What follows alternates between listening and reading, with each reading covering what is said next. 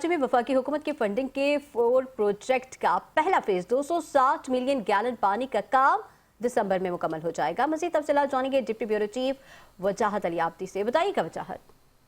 हाँ देखिए, मैं इस वक्त मौजूद हूँ K4 फिल्टर प्लांट के ऊपर, जहाँ पर वफाकी हुकूमत की मदद से K4 का प्रोजेक्ट तकमील के आखिरी मराइल पे है, जहाँ पर अब से कुछ देर कबल वफाकी वजीर एहसन इकबाल ने दौरा किया और उनकी जानिब से कहा जा रहा है कि 80% इसका काम मुकम्मल कर लिया गया है, जबकि 20% काम दिसंबर 2026 तक कंप्लीट कर सिंध हुकूमत के हवाले कर दिया जाएगा। K4 प्रोजेक्ट जो है 3 हिस्सों में तामीर किया जा रहा है। पहला जो प्रोजेक्ट है वो 260 मिलियन गैलन पानी का है, जो कराची में 96 किलोमीटर केंजर झील से कराची तक पहुंचाया जाएगा। ये वो मुकाम है जहां पर ये फिल्टर प्लांट टैंक बनाया जा रहा है, जहां पर इस पानी को स्टोर किया जाएगा, जिसके बाद यहां से कराची के जो K4 ऑगमेंटेशन प्रोजेक्ट है, जो KWSSIP कर रहा है, उसके ज़रिए कराची को सप्लाई दी जाएगी। यहाँ पर वफाकी वजीर के साहब की जानिब से कहना था कि पहला प्रोजेक्ट 260 मिलियन गैलन का है, जबकि दूसरा प्रोजेक्ट 65 मिलियन गैलन और तीसरा प्रोजेक्ट भी